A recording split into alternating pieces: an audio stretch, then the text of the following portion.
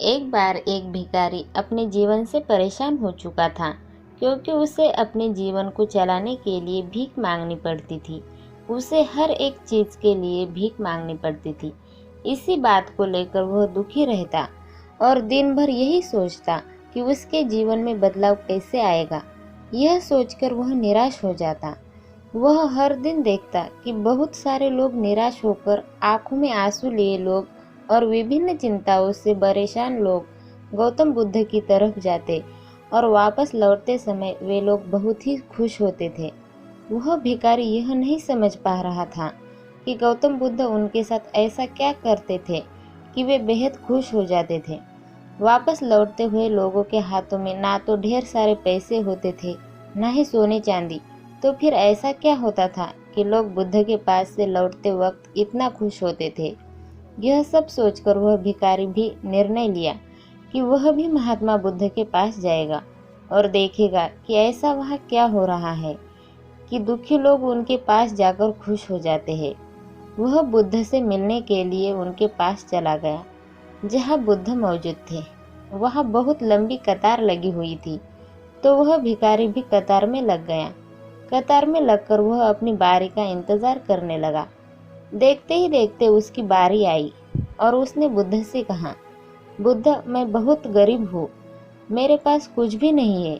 मुझे अपना जीवन चलाने के लिए भी दूसरों से भीख मांगनी पड़ती है। अब आप ही बताइए कि मैं अपने जीवन को कैसे बेहतर कर सकूं। यह सब सुनकर बुद्ध ने कहा, तुम गरीब नहीं हो, तुम्हें ऐसा लगता है क्योंकि आज तक तुमने कभी किसी के लिए कुछ भी नहीं किया, ना ही तुमने किसी से दान दिया है, ना ही तुमने दूसरों के लिए कुछ किया है। यह सब सुनकर भिखारी के मन में एक आशंका जाग उठी। अपनी आशंका को दूर करने के लिए भिखारी ने पूछा, मैं तो एक भिखारी हूँ, मैं लोगों को दान कैसे दे सकता हूँ और कैसे लोगों की सहायता कर सकता हूँ। मुझे तो खुद अपना जीवन चलाने के लिए दूसरों से मांगना पड़ता है। यह सब सुनने के बाद गौतम बुद्ध थोड़ी देर चुप रहे और फिर उसे बोले, तुम्हारे पास हाथ है जिससे तुम लोगों की सेवा में लगा सकते हो और दूसरों का भला कर सकते हो। इसके अलावा तुम्हारे पास मुंह है जिससे तुम लोगों से अच्छी अच्छी बातें कर सकते हो और दूसरों का हौसला बढ़ा सकते हो। यह सब करके भी तुम दूसरों की सहायता कर सकते हो।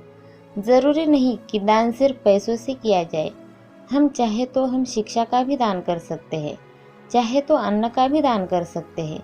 ऊपर वाले ने अगर किसी को पूर्णतः अच्छा शरीर दिया है तो वह गरीब नहीं है, वह बस दिमाग से गरीब है। उसे इस विचार से हटकर दूसरों की सेवा में लगाना चाहिए। बुद्ध की यह सब बातें सुन लेने के बाद वह भिखारी बहुत ही ज़्यादा खुश हो गया और उसका मन अब संतुष्ट था। हम सब इस बात की चिंता में समय बर्बाद करते हैं कि हम गरीब हैं, लेकिन यह सत्य नहीं है। सत्य तो यह है कि जब तक हमारा शरीर पूरी तरह से बेहतर है तो हम उसका उपयोग करके आगे बढ़ सकते हैं और खुद के जीवन को बेहतर बना सकते हैं। अगर कोई व्यक्ति सिर्फ अपनी गरीबी पर ध्यान दे और उसे बदलने की कोशिश ना करे तो वह मूर्ख है। इसके अलावा हमें इस कहानी से यह भी सीख मिलती है कि दान सिर्फ धन का ही नहीं, शिक्षा, भोजन, अच्छे विचार आदि का भी किया जाना जरूरी है। अगर आपके पास धन नहीं है तो आप शिक्षा का दान कर सकते हैं या फिर आप दूसरों के लिए अच्छे विचारों का भी दान कर सकते हैं। इससे समाज बेहतर होता है।